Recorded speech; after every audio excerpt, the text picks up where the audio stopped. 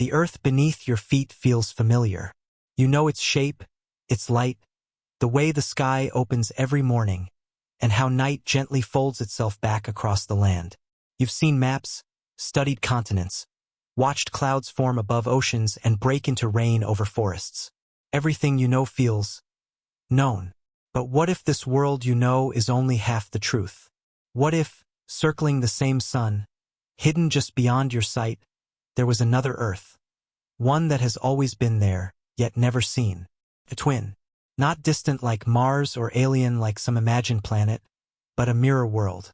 A perfect reflection of our own, trailing just behind the light.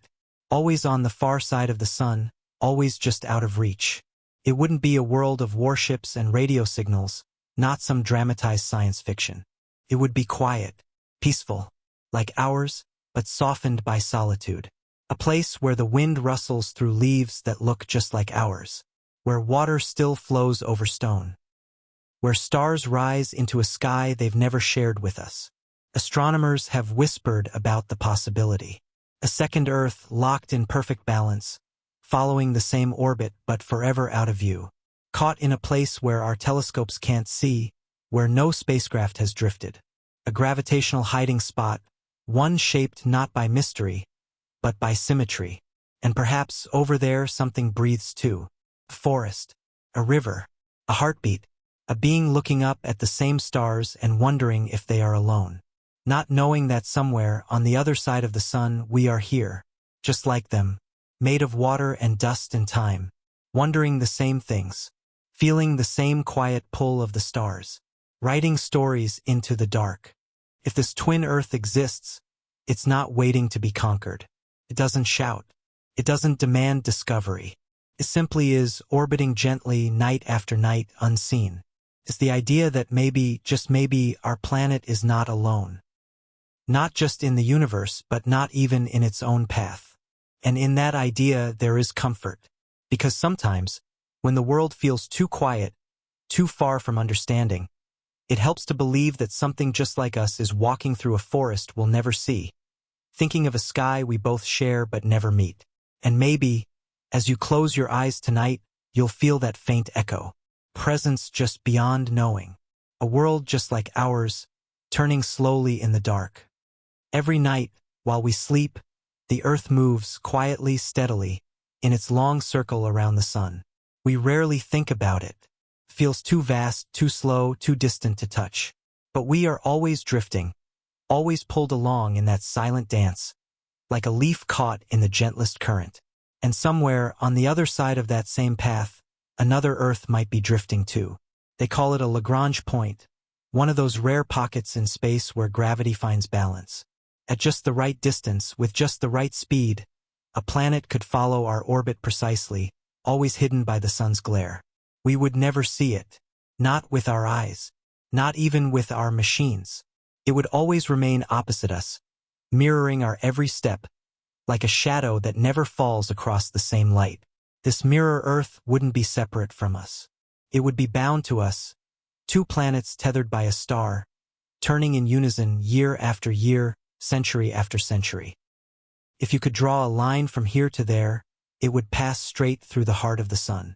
Perfect symmetry, cosmic reflection. They would see the same stars as us, just from the other side. They would pass through the same seasons, feel the same tilt of the axis, watch the same comets arc across the sky. But we would never see each other. Not unless something shifted, just slightly, breaking that perfect alignment. And even then, only for a breath, a blink of light between two worlds. There's something strangely gentle about this possibility. Two Earths, never colliding, never speaking, but forever sharing the same path. Like two dancers circling a fire, always opposite, always in step. If they exist, they might not even know we do. Or maybe they suspect. Maybe they, too, look toward the sun and wonder what lies behind its blinding light. Maybe their scientists sketch quiet orbits on paper, imagining a world just like theirs, just like ours, hiding in the warmth of the same star. And maybe their poets write of it too, not in certainty but in hope. Because hope is quiet like that. It doesn't need proof, only possibility. So tonight, As the earth turns beneath you, remember, you are not just circling the sun. You are part of something wider, something beautifully balanced. And if that other earth is truly there, it is turning too, always with us, never with us. Long before there were oceans or clouds, long before a sky was even blue, the earth came into being. Not with thunder, not with a roar, but with dust. Soft, drifting particles, circling a young star in silence. From those grains, under pressure and time, our planet slowly gathered itself together. Heat fused the pieces. Gravity held them close. And slowly, very slowly, something round and real began to form. It was the beginning of Earth, not as we know it, but as a promise. Now, imagine if that promise was made twice. From the same cloud of cosmic dust, another world could have formed. A twin, gathering its own fragments, sculpting its own oceans and continents, cooled by the same winds of solar birth. Not a rival, not an opposite, just another version of the same thought. A second Earth, born of the same cradle of fire and silence. Mirror Earth. It wouldn't be a copy, not exactly. Time shapes things, and so does chance. But its core would echo ours. Its rocks would hold similar metals. Its water, stirred by tides, would sing the same lullaby of life. And its skies, touched by atmosphere, might shimmer with clouds that drift like ours do now. Changing, but never truly leaving. On both worlds, volcanoes might rise and fall. Rivers might carve their paths. Forests could take root in places where rain falls just enough. Life would follow, perhaps in similar shapes, perhaps not. But the source would be the same dust, the same warmth, the same gravity pulling everything inward to make a home. And perhaps that is the quietest kind of connection we can imagine. Not a message, not a signal, but a shared beginning. A memory written in stone. A bond between two worlds that never touched, but were shaped by the same breath of origin. If we ever met them, if we ever glimpsed their world, it might feel strangely familiar, like walking into a house built from a blueprint you forgot you drew. The placement of the stars. The rhythm of the seasons. The color of the soil after rain. So much might be different. And yet, you would know it. Deep down, somewhere wordless, you would know. Because we came from the same place. You, me, and perhaps them too. And maybe that's why, sometimes, we look up at the stars and feel a kind of homesickness we can't explain. Not for Earth, but for something else. Something near. Something just out of reach. There are stories older than stories. Tales whispered in firelight, carved into stone, sung by voices long vanished. Many of them speak of a time when the sky held more than one sun. A second light, a second warmth. Presence not lost, but hidden. Of course, our modern sky knows only one. The great golden star that rises and falls each day.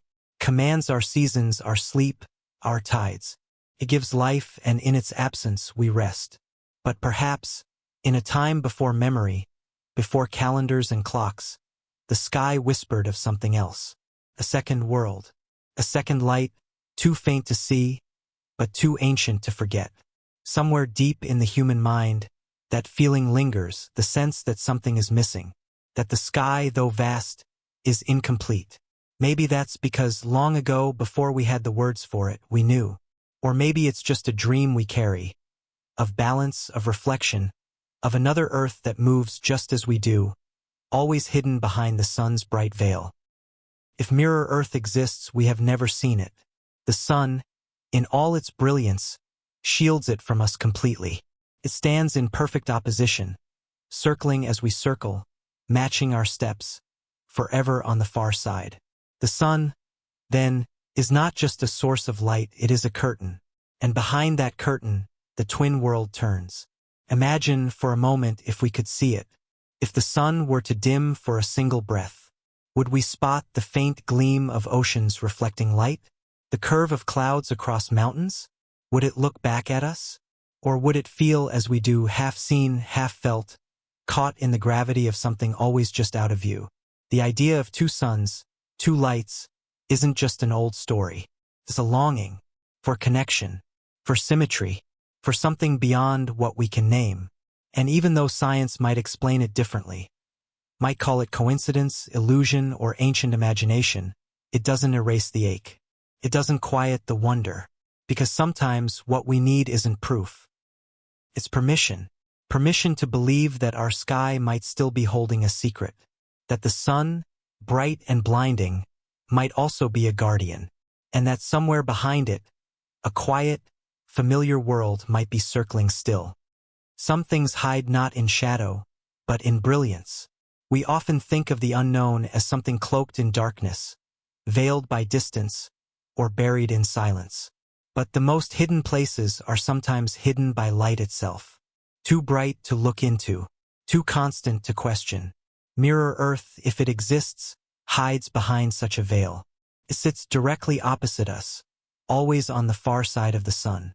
Not a great distance away in cosmic terms, just the same orbit, the same path, like two leaves spinning on the same ripple. But we cannot see it, because every time we try to look in its direction, the sun stands in the way, bright and absolute. Even our most powerful telescopes cannot pierce that light. No lens can peer through the burning curtain. The glow overwhelms every image, silences every reflection. It is not that Mirror Earth is invisible. It is that it is perfectly hidden by the very thing that gives us life. And so, it continues in silence. Imagine standing in a meadow at sunrise, feeling the warmth on your face. That same warmth touches them too. You breathe in the cool morning air. Perhaps they do the same. You tilt your head back and see the endless blue. They might look up and see a sky just like yours. The difference isn't in the light. It's in what lies beyond it. They may wonder about us as we wonder about them. Perhaps their scientists ask the same questions. Why does the sun shield half the sky? Could there be another world, one just like ours, that circles unseen behind the light? And maybe their artists, their dreamers, imagine it too. Not with charts or equations, but with stories. Soft ones told before sleep. Stories of another Earth with forests just as green, rivers just as deep, and people who look up at the same stars, though from a sky they'll never share. We spend so much time looking into the darkness, hoping to find something distant, something alien. But what if what we seek has been with us all along? Close, familiar, gently moving just beyond our reach. Not everything unknown lies far away. Some things live right beside us, quietly hidden by the very light that gives us life. So tonight, as the stars return, and the sun slips beneath the horizon, remember that somewhere behind that brightness, something might be turning with us. Not toward us, not away, just with us. When we think of life, we often begin with water. The sound of waves brushing against sand, the weight of fog in the early morning, the hush of rain on leaves. Water makes the world feel alive. It moves, it reflects, it nourishes. And on Earth, it has always been the first cradle, the quiet room where life took its earliest breath. So if Mirror Earth is real, would it have oceans too? It's a gentle question, not scientific, not urgent, just soft and human, because it's comforting to imagine that across the void of sunlight, another world might be holding the same rhythms. Oceans rising and falling in tides we'll never see. Storms forming over warm seas. Rivers cutting through stone on their long way home. Perhaps their oceans look like ours, but feel different. The salt on the air might be carried by gentler winds. The waves might be slower, their rhythm tuned to a quieter moon or none at all. Still, they would crash against shorelines that have never heard a footstep. Still, they would whisper against cliffs and harbors, polishing stone into sand with time and patience. And perhaps, in the deep, life moves with a grace we once knew. Not cities, not machines, just motion. Fins brushing through silence. Algae rising to meet the light. Shapes we cannot name, not because they are strange, but because they are familiar in a language we have forgotten. Maybe, just maybe, there are creatures there, watching their own skies, sensing the pulse of their own tides, shaped by the same principles that guided life here. Not copies, not us, but kindred, lives made from water, sunlight, and waiting. Because what else has life done on any world but wait? Wait for warmth, wait for rain, wait for connection. If they have oceans, then they have waited too. Waited for the right conditions. Waited for life to climb from the shallows and walk on land. Waited to wonder, and that's where our thoughts might meet, the wondering. What if somewhere, someone stands beside a sea not unlike ours, watching the waves and feeling the quiet pull of something unknown? What if they, too, think of us, not in detail, not in fact, but in feeling? Two worlds, each with their own oceans, breathing in time with one another, though neither one knows it. Not all places speak in sound. Some speak in stillness. Forests especially. Their voices are quiet, leaves turning gently in the wind, the hush of needles brushing one another, the muffled rhythm of footsteps on soft earth. When you enter a forest, the world doesn't stop, but it softens. The air grows cooler. The sky narrows. Time stretches. Now imagine forests on Mirror Earth. Would they rise like ours, a tangle of green reaching for the same light? Would the trunks of their trees spiral in quiet majesty, rooted in soil that once held rain, now rich with fallen years? Would moss grow on stone, tracing old paths where no one walks? Perhaps their trees sway in breezes stirred by the same warmth that turns our seasons. And if there is life there, curious, cautious, slow to disturb, perhaps they too know the forest as we do. Not just as a place, but as a kind of memory, a returning. It's possible the trees there have never been cut. That fire never found their underbrush. That silence, not broken by engines or footsteps, still rests gently in every hollow. Or perhaps their forests are not untouched, but loved. Tended not in dominance, but in care. Paths cleared with hands that respect what still stands. Homes made with the forest, not against it. There is something deeply human about a forest, whether under our stars or theirs. It gives without asking. It shelters, teaches stillness, and it reminds us that most of life does not shout to be heard. If they have forests, maybe they have their own rituals too. Maybe they sit in the shade of tall trees to think, to grieve, to dream. Maybe they mark the seasons by the color of the canopy or the taste of certain fruits. Maybe, like us, they've watched autumn pass slowly through the branches and felt the ache of change in their chest. Because silence doesn't mean absence. Silence is where listening begins. Perhaps the forests of Mirror Earth are waiting, just like ours do each night, for the return of light, for the dew of morning, for the slow, steady unfurling of life that takes no rush, no credit, no applause. A world with forests is a world that breathes. And though we may never step beneath their trees or press our palms to their bark, the thought alone is enough. That somewhere, in a quiet place beyond the sun, green still rises toward the sky. There's a kind of wondering that visits just before sleep. It arrives without sound, only a feeling.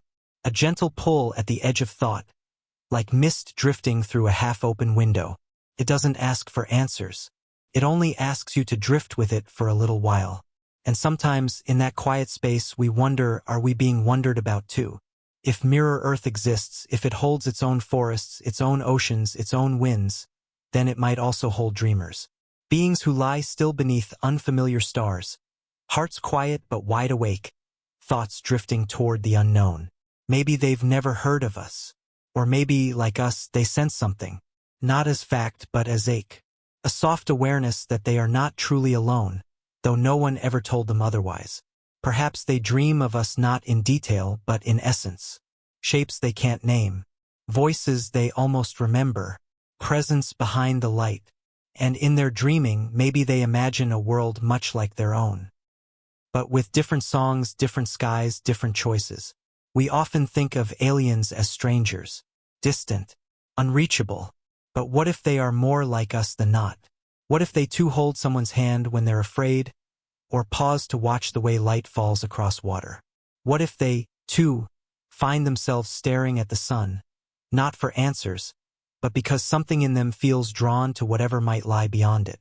Two earths, two nights, two kinds of sleep, and somewhere, perhaps, two kinds of dreaming. Parallel and private, but connected by a silence that doesn't feel empty. Because dreams, like gravity, have their own pull. They travel without ships. They fold space not by bending it, but by softening the distance between one breath and the next. They make room for things we cannot measure but still feel. And in that space we might meet.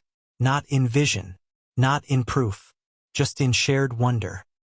Maybe right now, as you breathe slowly, eyes beginning to close, someone else is doing the same. Somewhere else, on another earth, dreaming of us. And that's enough. Look up on a quiet night, and there it is, the moon. So familiar, so constant. Its face soft with light, its craters casting faint shadows. It has watched over us for as long as we've had eyes to lift. A silent companion, turning with us through time. But what of Mirror Earth? Does it have a moon too? Perhaps it doesn't. Perhaps their night sky is deeper, wider, unbroken by a single silver coin of light. Their darkness might feel different, more complete. Stars would shine without competition. Shadows would fall longer, and dreams might feel closer to the edge of the infinite. Or perhaps they do have a moon, but not ours. Not the one that pulls our tides.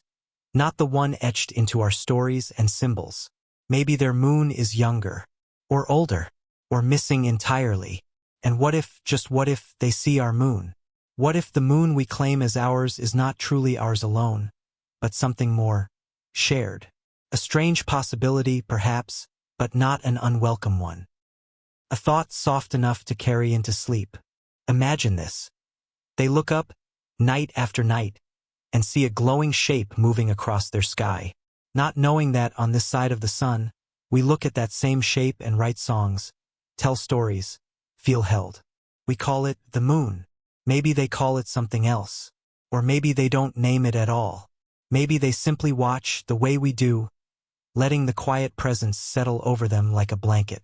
Maybe it comforts them too, because even across space, even across unknowns, the act of looking up can be shared.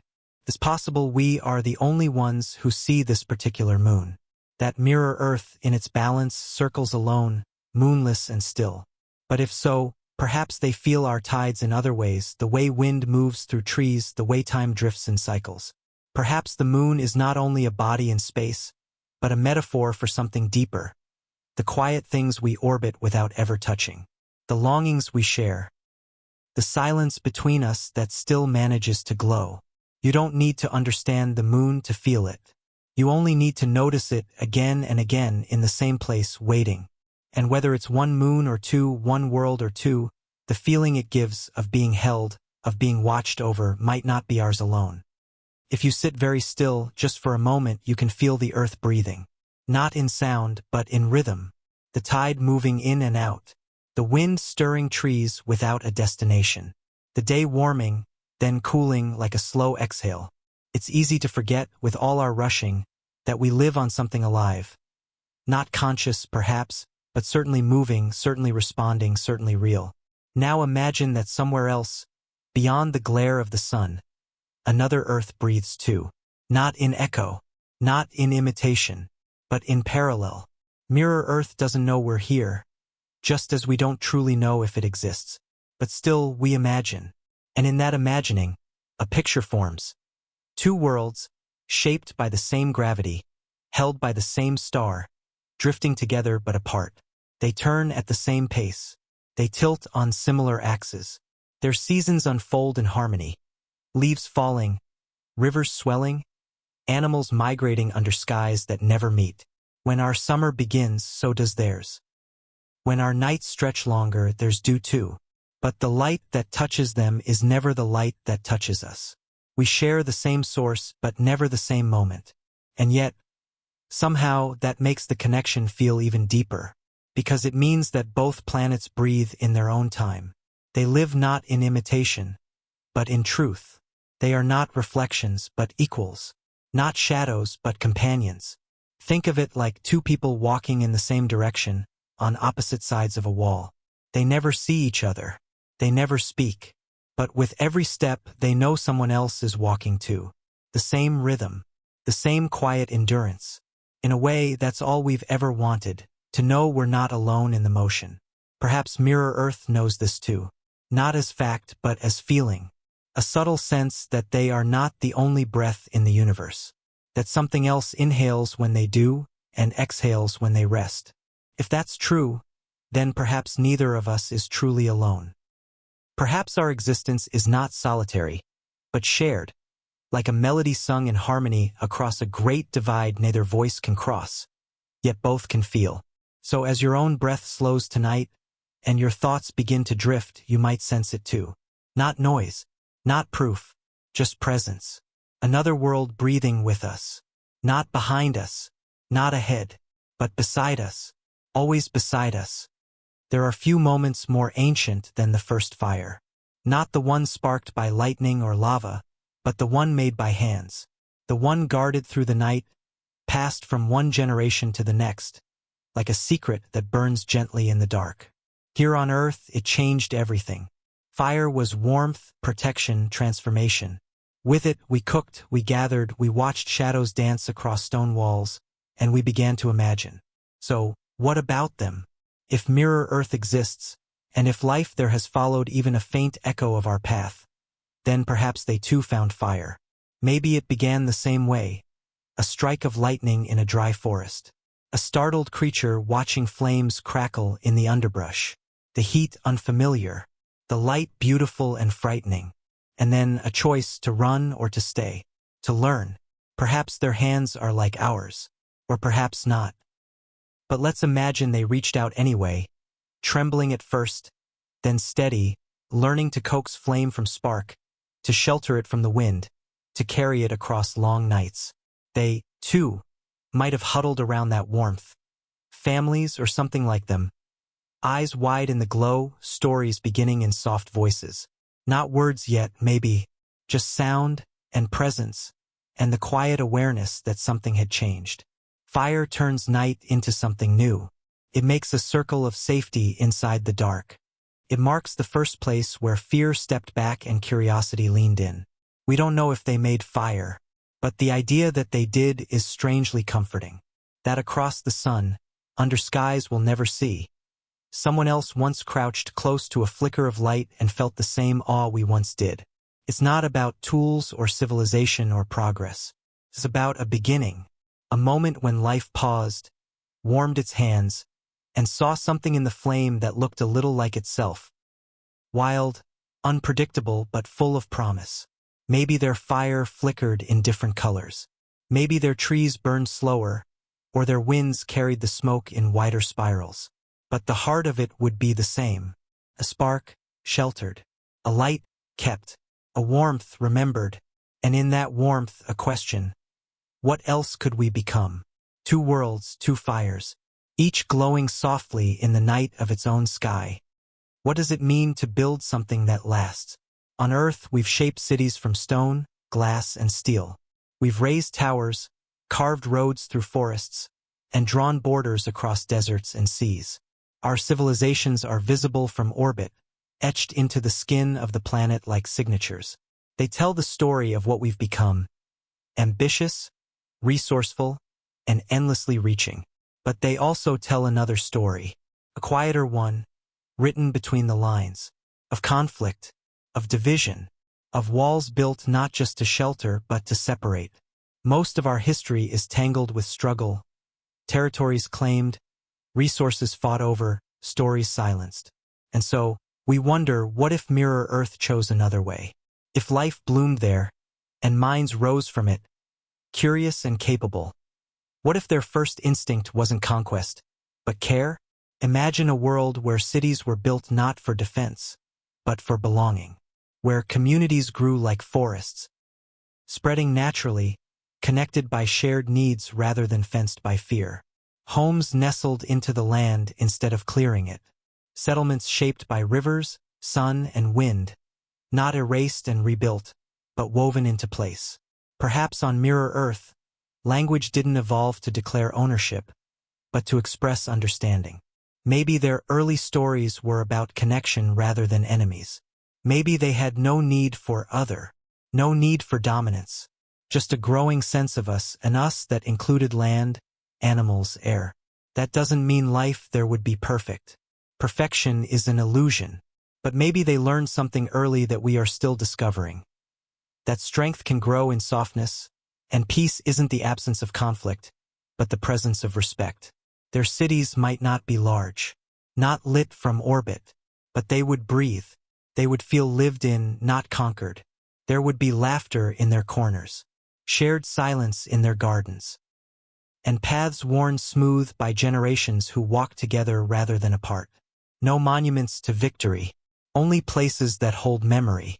It's a gentle thought, one that may never be proven, but it's a story we can imagine. And sometimes that's where better futures begin, not in fact, but in longing. So tonight, as you rest, picture it. Another Earth, turning softly in the dark, its cities glowing not with dominance, but with care. Not built to rise above the world, but to rise with it. Not every language begins with sound. Some are older than words, older than mouths and tongues and letters. They begin in motion, in the lift of a hand, the tilt of a head, the rhythm of the breeze between leaves. They speak in feeling, not form. They carry meaning without asking for noise. What if, on Mirror Earth, language followed a different path? Not made of syllables and alphabets like ours, but made of wind. Imagine a people who listened more than they spoke, who learned early that nature already says so much. The way trees sway before a storm, the hush that falls when snow begins, the subtle change in birdsong at dusk. Perhaps, in such a world, language grew not from needing to command, but from learning to observe. They might not have had a word for tree, but a gesture that mirrored its shape. Not a name for river, but a low whistle that mimicked its flow. Conversations could be held through motion, through breath, through shared stillness. Meaning held gently, not forced. And the wind would be their oldest teacher. It travels across valleys and mountains, across lakes and open fields, touches everything. Maybe they learned to read it like we read books, its direction, its pressure, its scent. Maybe their greetings were carried on the breeze, their songs meant to be felt in the shift of air against skin. Imagine standing beside one of them, no word spoken, but a breeze passes between you both, cool, deliberate, full of shared understanding. A conversation without sound, yet not silent. On Earth, we often speak to be heard, but on Mirror Earth, maybe they speak to be understood. Maybe they know that words are only one way of knowing. And maybe, just maybe, that's why we've never heard them. Not because they aren't there, but because we've been listening too loudly, filling space with our own echoes, forgetting that some messages come only when we're still.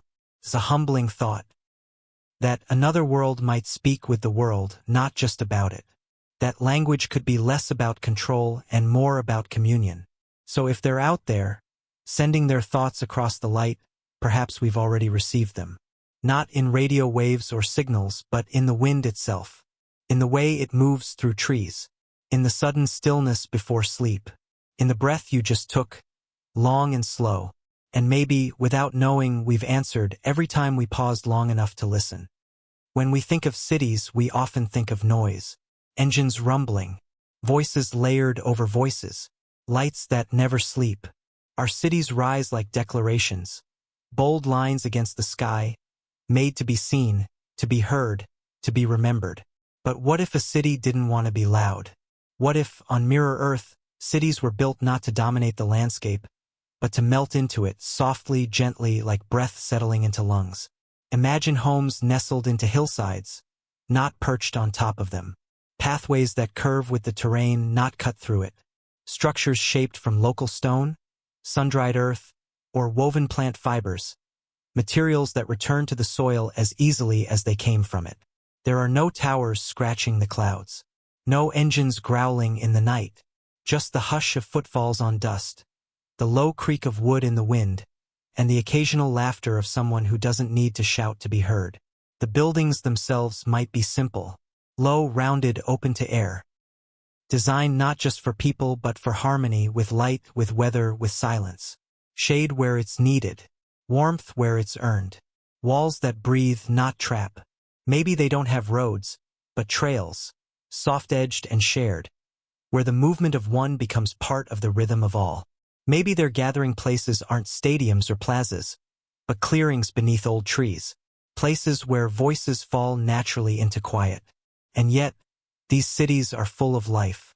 Children chase the wind between sun-dappled corridors. Elders rest with their backs against stone walls warmed by the day. Meals are shared not in hurry, but in time to sit, to listen, to simply be. These cities whisper, not because they lack importance, but because they carry it gently. They were not built to impress the sky, but to honor the ground. Not to conquer nature, but to ask permission from it. And in return, the earth answers, not in words, but in balance. Perhaps that's the lesson. That progress doesn't have to roar. That a city can grow without demanding space. That a life well lived can echo through quiet places just as clearly as through the tallest towers. And maybe, just maybe, we on this earth are beginning to remember that too. So tonight, as your room dims and your own walls fade into shadow, picture their cities. Not as places to visit, but as feelings to return to. Gentle, grounded, whispering always, just loud enough for those who are ready to hear. Close your eyes. What do you hear? Perhaps the low hum of something distant, the rhythm of your breath, the faint pulse behind your thoughts. Even in silence, there is always sound, soft, steady, waiting. Now imagine music, but not the kind that travels through ears. Not melodies played on strings or voices carried on wind. Imagine music that isn't heard, but felt. On Mirror Earth, perhaps they've never needed ears to listen. Maybe their music is woven into movement, into light, into the quiet vibration of things simply existing together.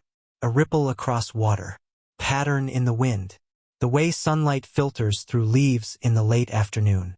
These too might be songs if one knows how to feel them. Perhaps they dance not to a beat, but to a rhythm found in the shifting of seasons. A music composed by time itself. A sound so soft, so patient, it takes a lifetime to truly notice. Maybe their instruments aren't tools but places. A stone warmed by morning light. A field stirred by evening breeze. Quiet room, shared in silence. And perhaps, in that silence, they feel harmony, not between notes but between beings. Not performance but presence. Not applause but stillness. We often think music must be made. But on their earth, perhaps it is simply discovered, already there, always playing, waiting to be joined. Maybe a walk through the forest is part of a symphony. Maybe a touch between two hands is a chord. Maybe the way their bodies move through space is itself a kind of listening. They may not have concerts. They may not even have the word for music, but they have feeling. And feeling, when allowed to breathe, becomes song. On Earth, we sometimes forget this. We fill our silence with noise, afraid of what we might feel in its absence. But music was never about sound alone. It was always about connection. So tonight, let the quiet be enough. Feel the rhythm in your breath, the soft echo of your heartbeat, the way the air rests gently on your skin. You're not alone in this. Somewhere else, someone might be doing the same, feeling the same stillness, moving to the same invisible rhythm that ties one world to another. Not through ears, but through presence. On Earth, we remember through names. We name rivers and mountains, years and empires, kings and cities. We carve names into stone, into stories, into maps that stretch across centuries. To name something we believe is to know it, to keep it, to give it place and power. But what if history didn't need names? On Mirror Earth, perhaps the past is remembered not in titles or monuments, but in feeling, in landscape, in gesture, in the way one tree leans toward another, in the way a path curves slightly where footsteps have passed for generations. Maybe they don't call it history. Maybe they don't separate it from now. Perhaps their ancestors aren't remembered through lineage or legacy, but through presence, how they moved through the world, and how that movement lingers. A certain way of planting seeds, a quiet way of looking at the stars, a kindness passed from hand to hand, unchanged by time. And so the stories live on, not as names written down, but as ways of being repeated. On our Earth, we fear forgetting. We build statues to hold onto memory. But Mirror Earth may trust the world to remember in its own way. A stone smoothed by countless touches. A song hummed without knowing where it began. A forest preserved not because someone once protected it, but because everyone still does. There, a story might not begin with once upon a time, but with the planting of a tree, or the silence shared between two people, or the shape of clouds over a familiar hill. No need to say who or when, only how it felt, because feeling doesn't age the way facts do. And maybe, in a world without names, nothing is ever lost. Not truly. It just returns in different forms. In new hands. In new seasons. In moments that arrive without announcement, but still carry the warmth of what came before. We name things to hold them, but maybe letting go of names is another way to keep them. Tonight, as you drift between waking and sleep, try remembering something not by name, but by feeling, place, person, a moment that shaped you not with words, but with weight. That is history too. We are storytellers. Even before we had language, we had stories, etched into cave walls with soot and stone, shared beside firelight with only hands and breath. Stories were how we remembered, how we taught, how we dreamed together. So we wonder, do they write stories too? On Mirror Earth, if life has learned to think, to feel, to question, surely it has learned to imagine. And with imagination comes the need to shape it, to hold it, to pass it on. But maybe they don't use words as we do. Perhaps their stories are not lines across paper or glowing screens, but movements. A slow walk through a meadow at dusk. A circle drawn in the sand that fades before the next tide. A tune hummed not for performance, but for remembering. Maybe they tell stories through color, through woven patterns, through the way a garden is planted. One tree for grief, one for hope, one for love that never left. Or maybe they don't tell stories at all. Maybe they live them. Each day a chapter, each gesture a line. Each silence its own kind of punctuation. We build narratives with beginnings and endings, heroes and conflict. But maybe their stories aren't about resolution. Maybe they're about presence. About being part of something longer than a lifetime, quieter than a voice. And yet, maybe some things are the same. Maybe they gather, too, at the close of day, in the warmth of shared space, with time enough to listen. Maybe someone begins, not loudly, not to impress, but gently, slowly, not saying, once there was, but simply beginning. And others lean in, not to interrupt, but to feel. Stories don't need language to matter. They only need connection. So yes, they might write stories too. Not with pens, but with patterns. Not with chapters, but with seasons. Not for fame, but for remembering. And maybe, somewhere in their quiet world, there is a story about us. About another Earth unseen. A planet of breath and motion, always just beyond reach. A dream they return to without knowing why. Perhaps tonight, as we wonder about them, they are wondering about us. Two stories, two skies, one question. Love is one of the oldest things we know. It came long before writing, before tools, before even fire. It was there in the way a parent stayed close through the night, in how two beings learned to trust the sound of each other's breath. It was in warmth, in waiting, in returning. But on Mirror Earth, if they feel as we do, what was their first word for love? Maybe it wasn't a word at all. Perhaps it began as a gesture. A resting of hands together in the cold. A shared piece of food. A gaze that softened in the presence of another. Maybe, in their early language, the word for love was the same as the word for home, or for stay, or simply, yes. Perhaps they never separated love into categories: romantic, familial, platonic. Perhaps to them it is all one thread. A thread that runs through time, through places, through lives. And when two threads touch, that moment is love. No explanation. No need. We on Earth often try to define love.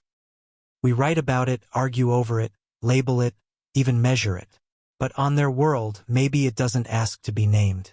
Maybe it's like the wind, best felt, not held. They might see it in the way one being tends to another, in the patience of silence, in choosing to stay, in returning without question.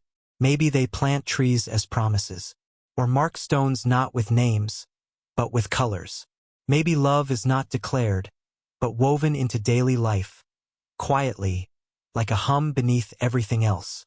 It's possible they don't say, "I love you" at all. Maybe they say, "I remember your shadow," or "This wind is softer when you're near." Maybe they simply sit close, and that's enough.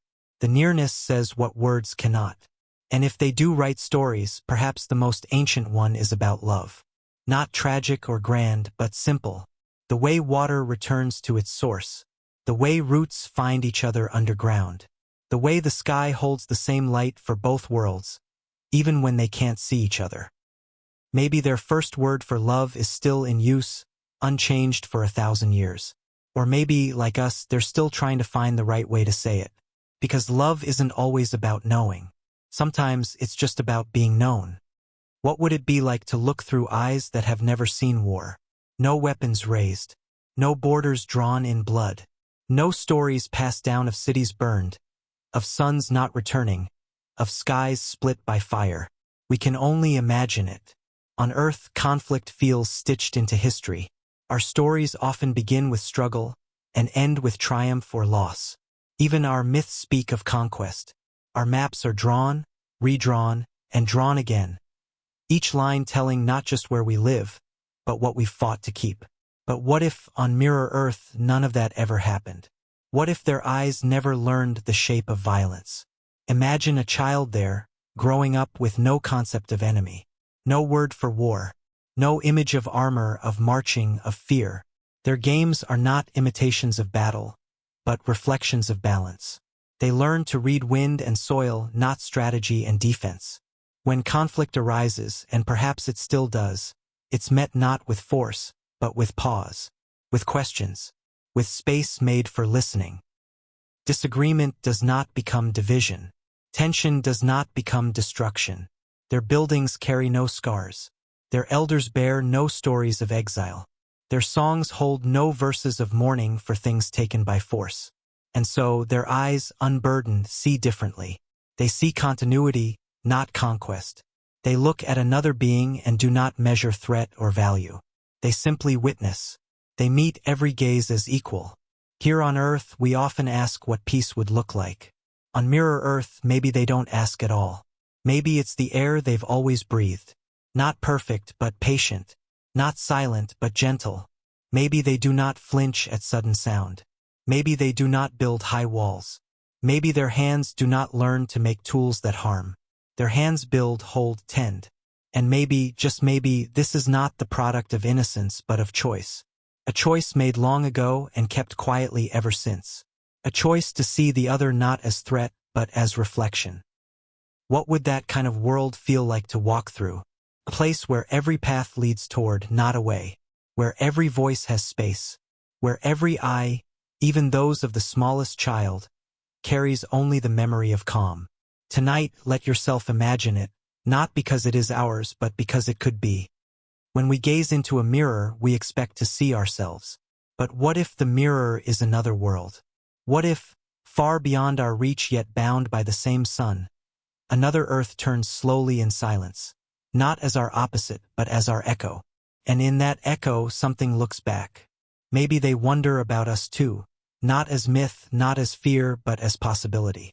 As a shape they almost recognize in their quiet sky. A presence they cannot see, but sometimes feel, like the subtle shift of light before dawn. We ask so often, are we alone? But perhaps a better question is, if we are not, then who are we to them? Are we the louder twin, busy and bright, moving fast and burning high? Are we the restless one, always reaching, always asking, always making noise in the stillness? And are they the calmer one, measured, soft-spoken, moving with intention rather than urgency? Or are these just stories we tell ourselves, casting our longings across the sky like shadows on a wall? Perhaps they too have wondered if something is missing. A presence just beyond the horizon. A rhythm not fully explained. A sense that they are walking in step with something unseen. And perhaps that's what a reflection really is, not just likeness but connection. Not a perfect copy, but a dance of light and presence. Two sides of a circle, never overlapping, but always orbiting one another. We look up and wonder if they're looking too. Not to compare. not to judge, but simply to witness. And in that moment the mirror fades. There is no us and them. Only two beings, each aware of something larger than themselves. Each wondering softly if the other exists. Maybe we are the question they haven't answered. And maybe they are the answer we haven't dared ask. Because a reflection doesn't just show us what we are, it invites us to imagine what we might be. So tonight, as the stars take their places and the earth spins on, let yourself wonder. If they are out there, are we their dream? Or are they ours? There is a kind of loneliness that doesn't come from absence, but from wondering if anyone is out there at all. It's not loud, not dramatic. It's quiet, like a gentle pressure behind the ribs. A knowing that even in a world full of people, something still feels missing. We build, we talk, we share laughter and music and stories. And still, beneath it all, the question lingers. Are we the only ones? It is one of the oldest questions we've carried. Not born from fear, but from longing. Not for proof, but for kinship. Because sometimes, what we yearn for isn't someone to answer, but someone else who wonders. On Mirror Earth, if such a world exists, perhaps they feel it too. Perhaps they, too, have moments when the stars feel too far, and the silence between them too wide. Perhaps they also ache for something just beyond knowing, just beyond light. And in that shared ache, we are no longer alone. Even without contact, without signals or sightings, the simple idea that another Earth might exist softens the weight of solitude. Because suddenly, we are not the only ones asking. Someone else might be staring into the same night, feeling the same pull, hoping for the same comfort. And that changes everything. Loneliness becomes a bridge, not built from noise, but from silence. Not from answers, but from the shape of the question itself. If Mirror Earth is out there, then we are already less alone. Not because they're near or watching or waiting, but because they are. Because in a universe so vast, their presence, unseen, unfelt, still matters. It changes the shape of our sky, the weight of our wondering. It reminds us that our loneliness might be mutual. And in that mutuality there is grace. Tonight, as the world quiets around you, and your breath slows with the rhythm of sleep, let the silence between stars feel less like distance and more like presence. Because somewhere, perhaps not so far, another being may be thinking the same thing. Have you ever dreamed of a place you've never been? A city that feels familiar, though you've never walked its streets. A sky that seems to whisper your name, though you've never stood beneath it. The weight of a door handle, the scent of air, the curve of a shoreline. All vivid, yet untethered from memory. Sometimes our dreams feel borrowed. Not from our past, not from our thoughts, but from something older. Something just beyond reach. What if some of our dreams don't belong to us? What if, in the quiet space between sleep and waking, we tap into something more? A shared current, a soft crossing of breath between this earth and another. Mirror Earth may be hidden from our eyes, but maybe not from our dreams. Because dreams don't care for borders or light or distance. They slip through the folds of time. They pass gently through what we know and what we don't. And maybe, just maybe, they can pass between worlds too. Perhaps someone over there has dreamed of us.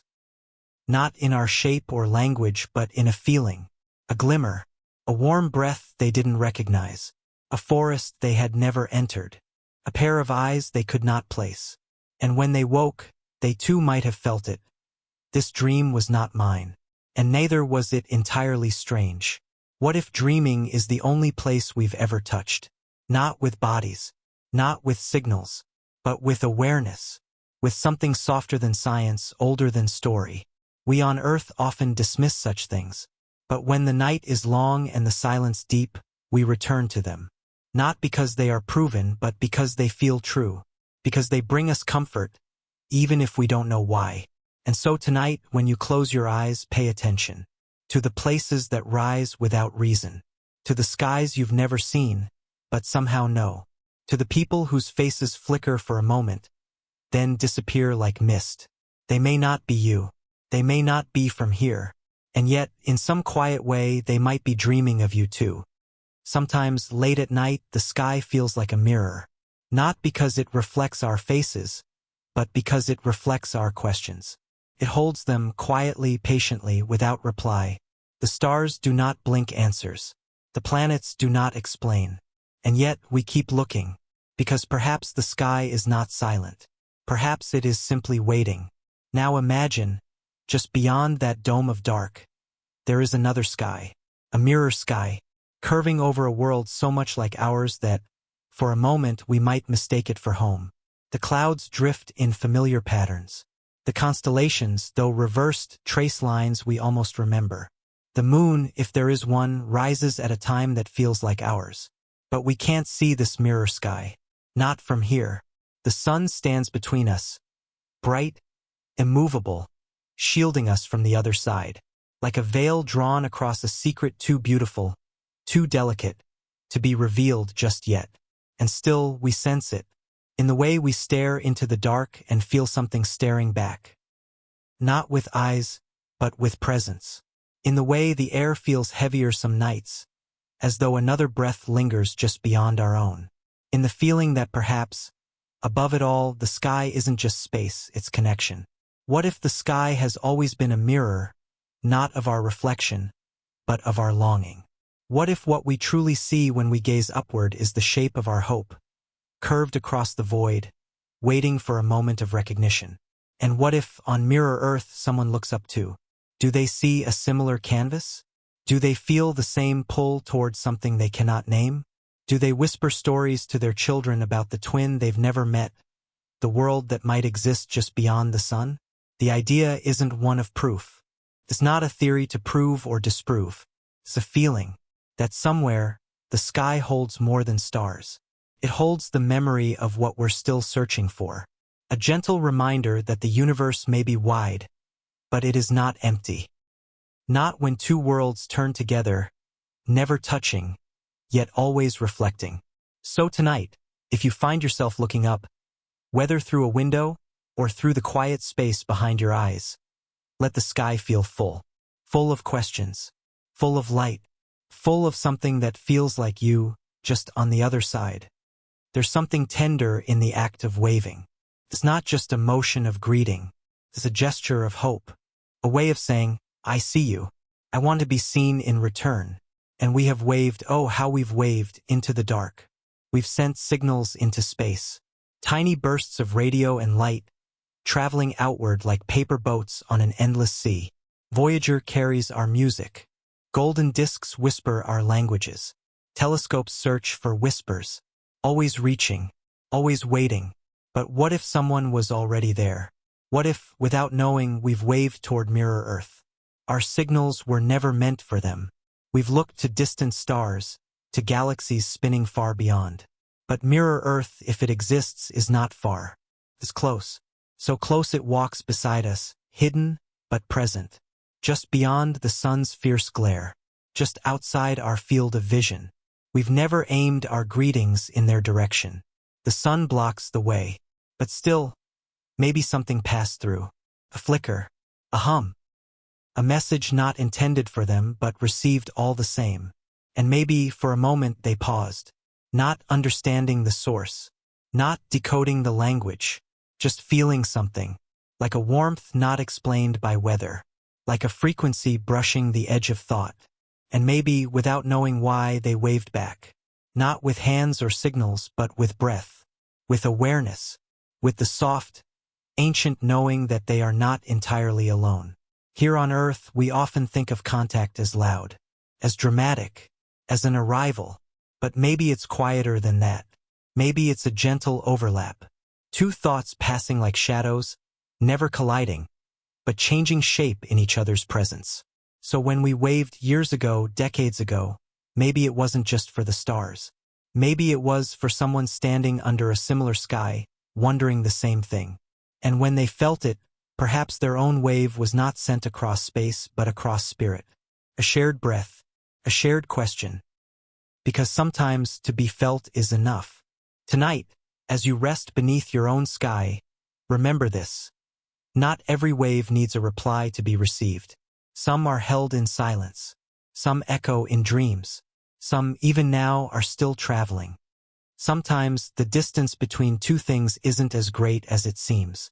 A blink, a breath, a moment caught between the motion of one star and the turning of a world. That's all it might take for something hidden to become seen. Imagine Mirror Earth, orbiting in perfect step with us. Always behind the sun, always hidden from view. A twin locked in celestial balance, invisible not because it is far, but because it is perfectly timed. But what if the timing shifts? Just slightly. A subtle nudge in gravity. A ripple caused by another planet. A slow, natural wobble in the paths we thought were permanent. And in that moment, brief, unexpected, the veil parts. For the first time, just for a second, Earth sees itself.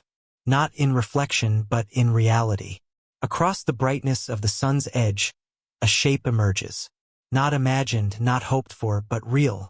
A curve of atmosphere, a swirl of clouds, a shimmer of ocean light, a face not unlike our own, staring back through the silence. It wouldn't last. The alignment would close, the light would swallow it again. But in that blink, a blink between suns, we would know. And that knowing would change everything. Because we would see, not with our hearts, not with our dreams, but with our eyes. Proof that what we've whispered about, wondered about, written stories about, was always there, close, companion, real. And for them on Mirror Earth, maybe it happens too. Maybe they see us. Maybe their scientists gasp. Their children gather. Their elders smile softly, as if remembering something they were never told. For a heartbeat in cosmic time, the illusion of aloneness dissolves. Two worlds, two suns, one moment, then it's gone. But the sky never quite looks the same again. We often think of revelation as something grand. A message in fire, a landing, a shout across the stars. But maybe the universe prefers to whisper. Maybe its truths arrive in moments so small, they must be felt more than understood. So tonight, as your eyes begin to close, hold this thought, that even in a cosmos of vast silence, connection can still happen, in the space between blinks. Every day, light touches our world. It streams through windows. It warms the skin. It moves across the floor like water, soft and slow. Light is how we know the day, how we see shape, color, motion, how we feel the passing of time. But not all light reaches us. Some of it travels for billions of years across space, only to be swallowed by dust or bent away by gravity. Some never finds our planet at all, blocked, redirected, forgotten. And some is kept from us by the sun itself. If Mirror Earth exists, then all the light it reflects, all the glow from its oceans, its clouds, its cities or forests, never arrives here. Not a beam, not a flicker. The sun stands in the way, a constant wall of fire. No telescope can see around it. No satellite can peek through. The light of Mirror Earth, whatever it may carry, dies in silence long before it touches us. And yet, that doesn't mean it's gone. Light leaves traces. It warms. It moves. It shifts other things without ever being seen. And perhaps, in some soft way, it changes us too. Maybe there are days when we feel something we can't explain. A brightness not in the sky, but inside. A stillness that settles over the world like snowfall. A sense, however faint, that something near is paying attention. Perhaps that's Mirror Earth. Not waving, not calling, just shining. Quietly, gently, always. And even if we cannot see it, we are still touched by its absence. Still shaped by the light we almost receive. Because sometimes, the things we never see leave the deepest marks. It's like standing in a shadow and feeling warmth that has no source. Or dreaming of a place that feels like home, though you've never been. There is beauty in the unseen. Not because it hides, but because it continues anyway. Because it shines without audience. Because it exists without being acknowledged. So tonight, as you lie in the soft dark, let the idea comfort you, that just beyond the brightness of our own sun, another world is glowing too. Its light may never reach us, but it is still shining. Even the busiest places sleep. The waves soften. The winds slow. The trees hold still in the hush of night. And beneath rooftops or stars, creatures settle into the rhythms of rest. Earth, despite all its motion, finds time to sleep. And if Mirror Earth is truly out there, turning in tandem, hidden behind the warmth of our sun, then perhaps somewhere on its quiet surface it sleeps too. Not just the life upon it, but the world itself. Its air cooling after a long day of sun. Its forests wrapped in dew. Its stones giving back the heat they've held since morning. A whole planet exhaling softly into the dark. Maybe their sleep is deeper than ours. Maybe their nights are longer, their dreams slower. Maybe they do not race through hours but move through them like a river gliding past stones. Unhurried, steady, with no need to resist. Their creatures may rest in nests tucked beneath wide leaves, or in open air beneath a sky that feels less like a ceiling and more like a cradle. Their cities, if they exist, may go quiet completely. No hum of machines, no glow of windows, only stillness. And maybe they do not fear the dark. Maybe they welcome it, because to them, sleep is not an interruption. It's part of the cycle, a return to balance, a surrender not to weakness, but to trust. On our earth, we sometimes resist sleep. We fill our nights with light, with sound, with motion. But even so, sleep always comes. Gently, eventually, perhaps in that final moment, when your eyes close and your body eases into quiet, you are not sleeping alone. Perhaps somewhere on Mirror Earth someone is doing the same. Not because they know you exist, but because their world also turns. Their sun also sets. Their breath, like yours, slows into rest. Their body, like yours, returns to softness.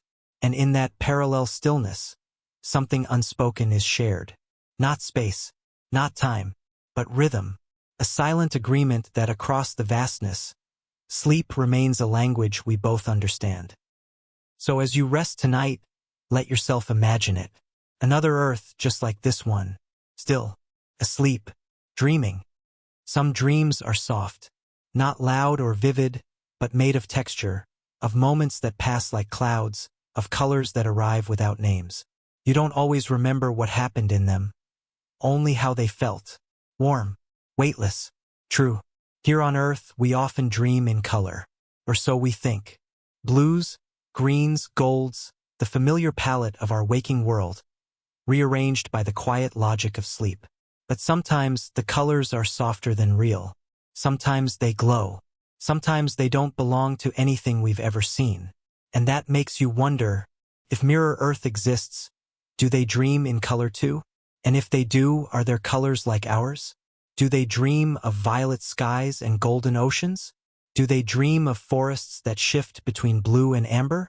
Do they see the same stars as we do, but colored through memory instead of science?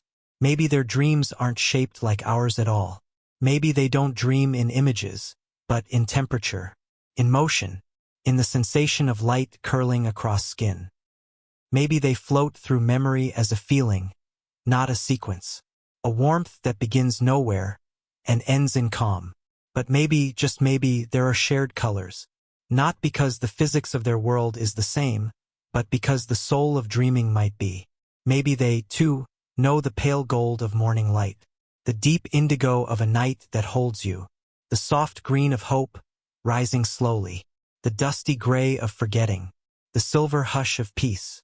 Because color, in dreams, is more than vision. It's memory, it's longing, it's truth without explanation. So when we say we dream in color, perhaps what we really mean is, I still feel it even now. That's what dreaming gives us on Earth and maybe on the mirror. A way to feel something more, something other, something realer than real. And if their dreams touch color the way ours do, then perhaps they've seen us too, not as shapes or stories, but as light. A pulse, a flicker, a shade they can't name but can't forget. Tonight, as you fall into your own colors, muted, bright, remembered, or imagined, consider that you are not the only one, and that somewhere else, far but not far, someone is dreaming in a hue that might just be yours. Shadows are quiet things. They follow us without complaint. They grow and shrink with the sun, stretch long in the evening, curl beneath us at noon. They are not flaws or fears. They are companions, soft reminders that wherever there is light, there is also shape.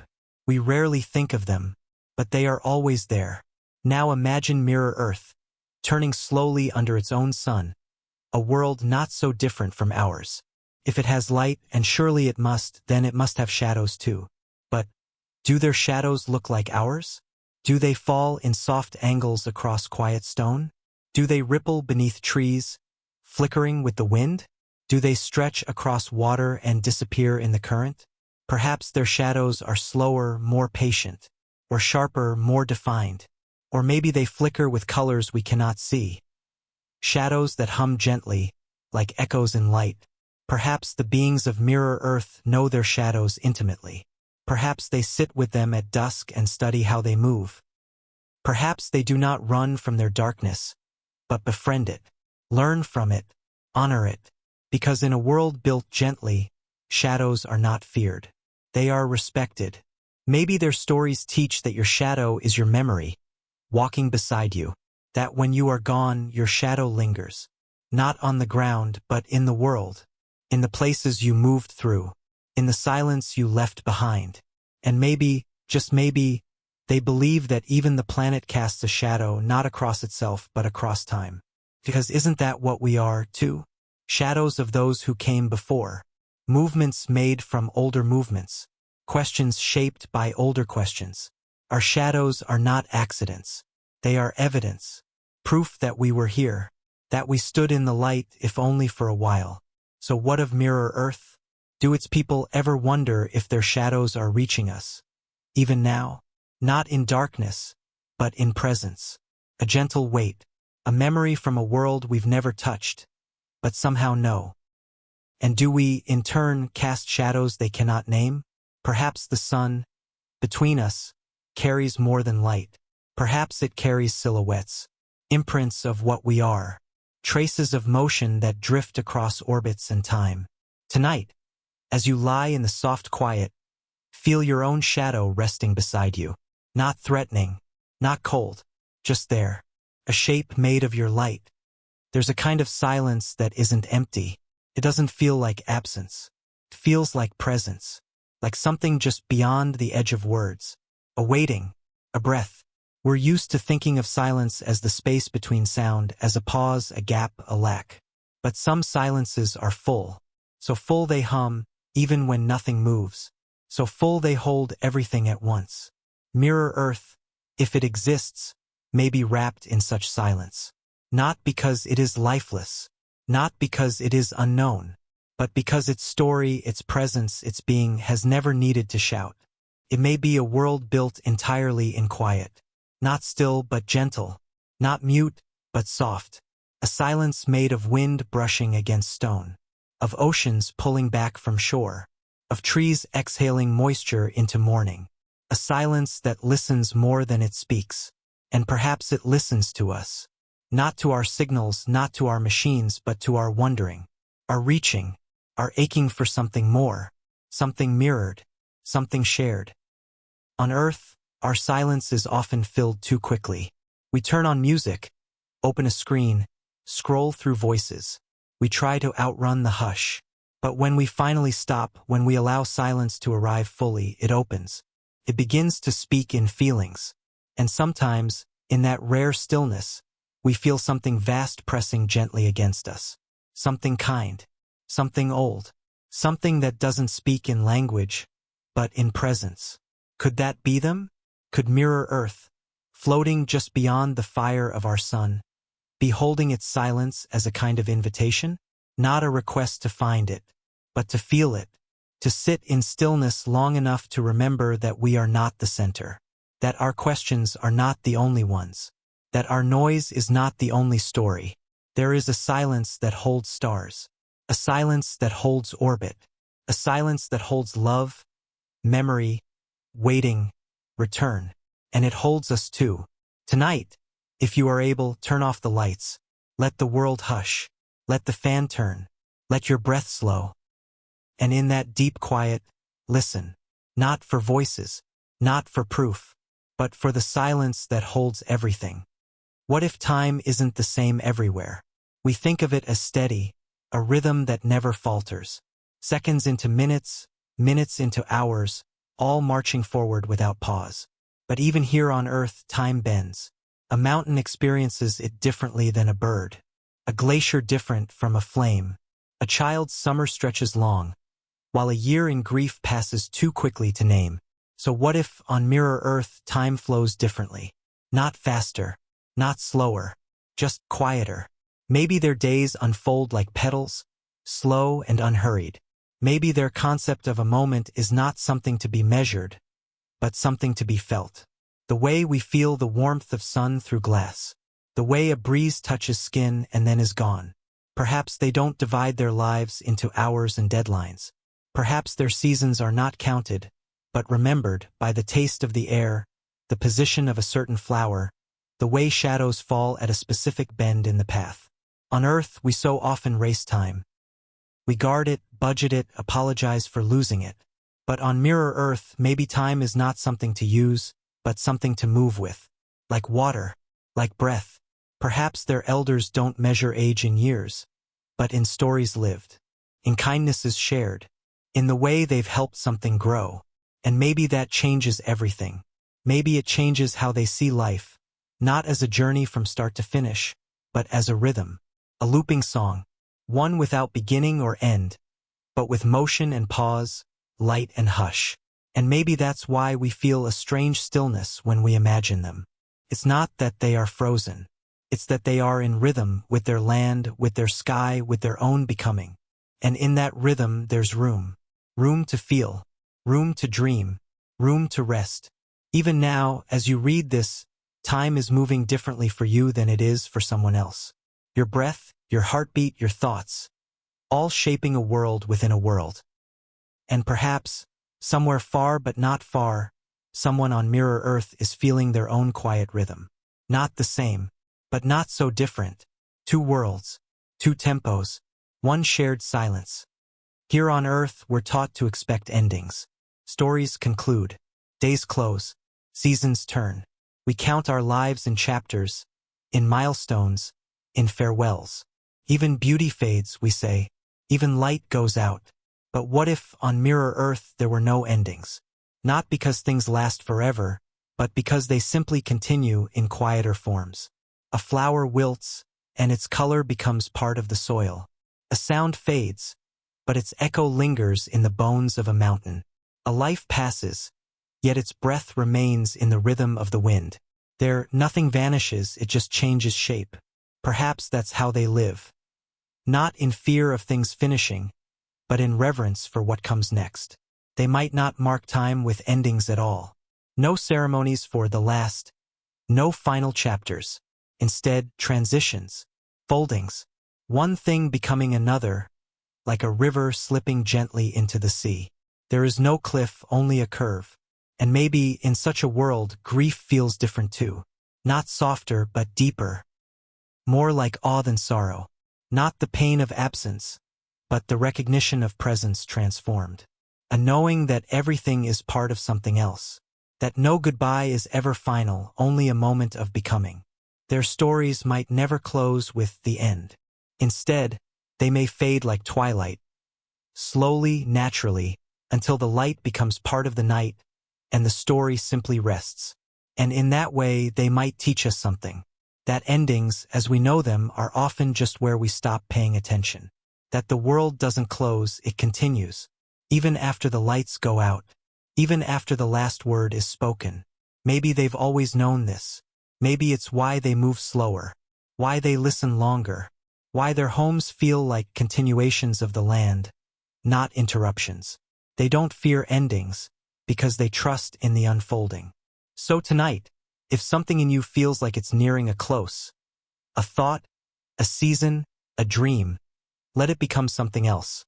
Let it not end, but transform. Like a breath you don't hold. Like a thought you let float away. Like the echo of a world not far from ours. Always turning. Never truly finished. Some skies just feel older.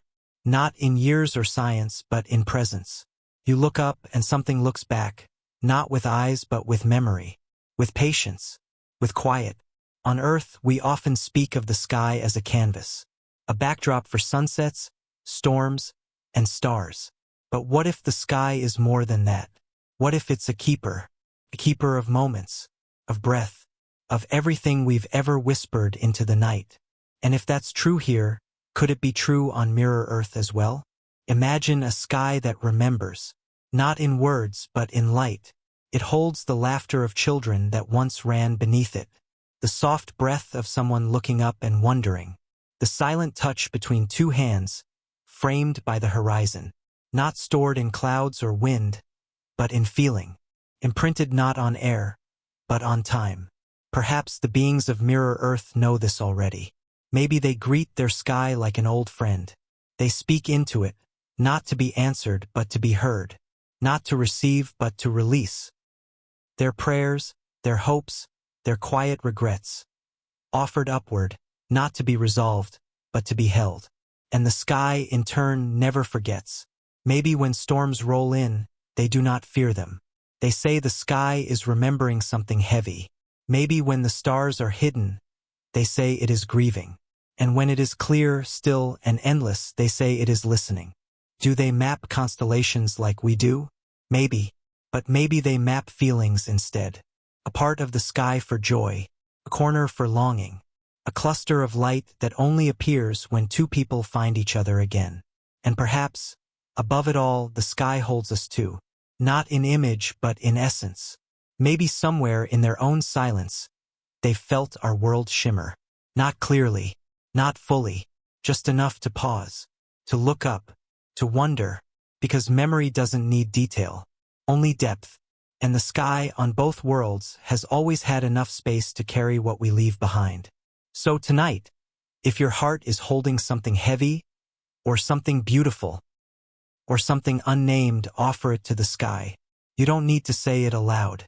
You don't even need to understand it. The sky will remember, and so will they. There's a quiet world beneath our feet, and within the forests, the oceans, the skies, where creatures live out their lives, never knowing our names. A fox slips through the underbrush without ever hearing a human voice. A bird glides across a mountain pass, unaware of the cities below. A whale sings in the deep, its song older than our oldest words. Now imagine the animals of Mirror Earth. What might they be like? These beings who grew alongside a world so similar to ours, yet untouched by us. They've never known our roads, our walls, our hands. They've never been caged or named, never hunted, never healed, never feared, never fed. To them, we are neither danger nor companion, we are absence. And in that absence, there is a kind of purity. Perhaps they move through their world with a confidence we've forgotten. Born into balance, living in rhythms older than memory, drinking from rivers that have never run dry, nesting in trees that have never been cut, walking paths made not by conquest, but by return. Maybe their eyes shine with curiosity, not fear. Maybe they do not run at the sound of footsteps, because no footsteps have ever come. And perhaps their intelligence is not one we can recognize. Not tools or fire or buildings, but knowing. A way of understanding the weather, of predicting the bloom of flowers, of knowing when to rest and when to migrate and when to sing. Do they dream as animals here do? Do they mourn, as elephants and whales have taught us to? Do they play? Do they listen? We will never know. But there's something beautiful in the not knowing, in the idea that somewhere, life is flourishing without us, that we are not the center of the story, that nature has other chapters, other characters, living quietly in the margins of our imagination. And maybe that's what humility looks like, to accept that life does not need us to matter, to believe that joy, struggle, birth, death, and song all exist in places where no one is watching. Tonight, let yourself imagine them, soft-footed through ferns, gliding beneath mirrored seas, breathing in air that has never held smoke, living and dying in a world shaped by their own belonging. They may never know us, but we can know them in wonder, in respect, in silence. There's a kind of ache that doesn't come from distance, but from closeness that never touched. Mirror Earth, if it exists, is not far. Not in cosmic terms. Not across galaxies or beyond the edge of time. It is right here, just out of reach, just on the other side of the sun's golden shield. Close enough that we've likely orbited together for billions of years. Close enough that we've shared the same light. Close enough that, if things had turned just slightly, we might have seen each other. Imagine that. One small change in angle, in timing, in tilt. A fraction of a degree in the choreography of planets. And suddenly, Earth glimpses Earth. Not as a reflection in water or thought, but as presence. As reality. As companion. We might have known them. We might have watched their forests turn red in autumn, just like ours. Seen their oceans flicker in moonlight. Heard one day a signal accidental, maybe a song, a hum, a rhythm that was not ours but felt familiar. What would we have done? Would we have reached out? Would we have approached carefully? Would we have rushed? Or hesitated? Would we have wondered if they were a threat? Or if they were the better version of us? And what about them? Would they have celebrated? Feared? Grieved? It's hard to say, because the truth is we didn't meet. Our worlds passed one another like dancers on opposite sides of a curtain. Their steps matched ours, but the veil never lifted. And so we remained alone together, always close, never touching. And yet, something lingers in that almost, something tender, because closeness, even without contact, has meaning, changes us, keeps us looking up, keeps us imagining. It teaches us to respect the vastness between things, and also the beauty of proximity, the gentle truth that something can be just out of reach and still shape our lives. Tonight, as you lie still in the hush of your own orbit, consider how close you are to someone else's wondering, to someone else's light, to a world you may never touch, but still carry in your thoughts. Perhaps that closeness is its own kind of connection. It's a humbling thought that if Mirror Earth saw us, their first feeling might not be wonder. It might be fear, not because we are monsters, but because we are loud. We blaze into the dark with signals, with satellites, with fire. We etch our names into the skin of our planet. We change coastlines, move rivers, pierce the sky with metal and light. To us, it's progress. To an outside gaze, it might look like chaos. So if they, gentle, distant, listening, had ever glimpsed us, what would they have seen? A world at war with itself? Or a world aching to evolve, but tangled in noise? Would they have wondered if we were safe to know? Would they have whispered among themselves, "Not yet. They're not ready." Perhaps they've seen planets like ours before, rising quickly, burning brightly, reaching out before looking inward. Maybe that's the fear. Not who we are, but what we've forgotten. Forgotten how to sit in silence, how to build without taking, how to move without conquering, how to listen for what isn't spoken. But fear, in its gentlest form, is not rejection. It's caution, a hope wrapped in protection. Perhaps, then, they didn't turn away. They simply stepped back, watching, waiting, hoping, for us to quiet down, to breathe, to soften, to look not just outward, but inward, to remember that to reach truly we must first stand still. And maybe that's the moment they're waiting for, not a signal, not a rocket, but a stillness on Earth so profound, they feel it from there. Pause in our noise, a moment where we stop shouting and simply listen. And maybe when that moment comes, they'll no longer fear us, they'll welcome us as kin. Tonight, as the night wraps around you, consider that the greatest gesture of contact may not be calling out, but growing quiet enough for someone else to step forward. Long before we spoke in words, we spoke in feeling, in the warmth of a hand offered, in the silence shared by a fire, in the glance that needed no explanation. This, perhaps, was our first language. And maybe it still is. On Mirror Earth, if beings like us walk under skies of their own, maybe they've never needed words the way we do. Maybe language grew not from the need to describe, but from the need to understand. Maybe they speak through light, through movement, through the tone of silence and the weight of presence.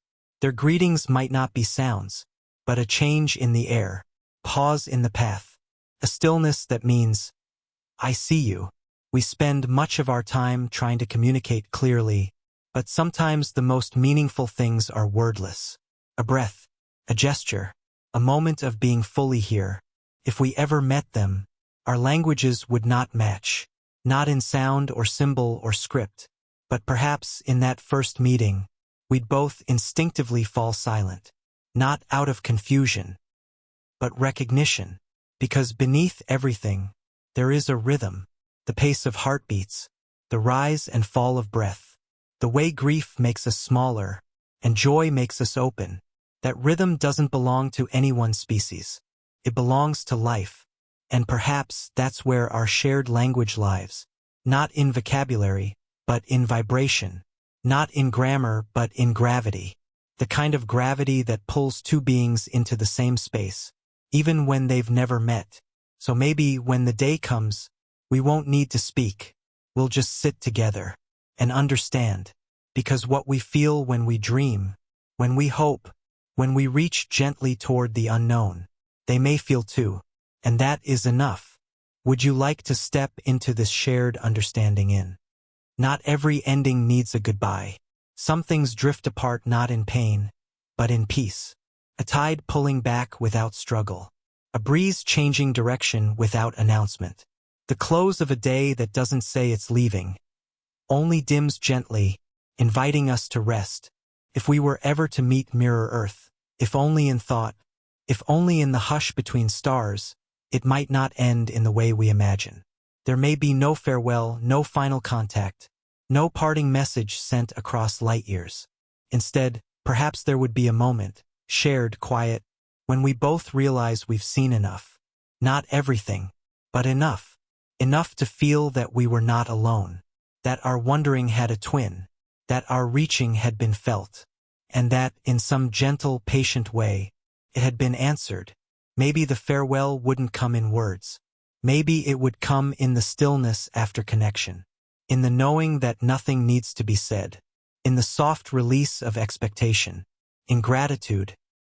And so the two worlds would continue, each in its orbit, each with its dreams, still apart but no longer strangers. We'd stop looking not because we'd given up, but because the longing had softened. We had found what we were looking for, not in proof, but in presence, a presence that never asked to be found, only to be felt, just as some people pass through our lives, leaving no word, no trace, and yet change us forever, just as some dreams end not with waking, but with the slow realization that you're still carrying them.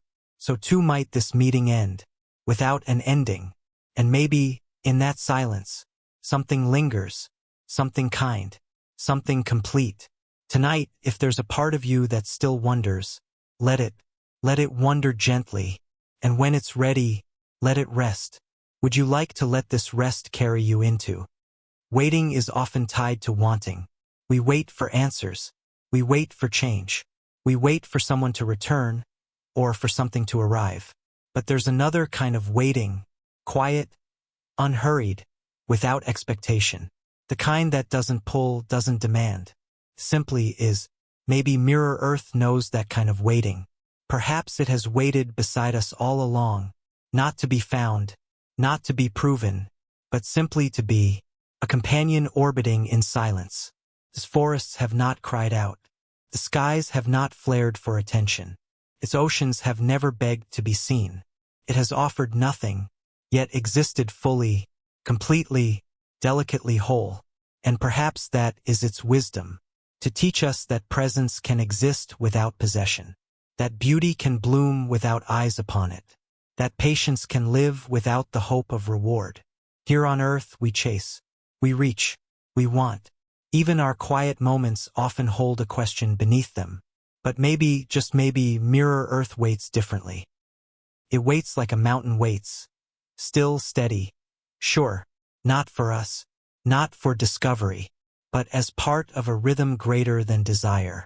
And when we imagine them, these beings on that hidden world, perhaps they, too, are not waiting for us.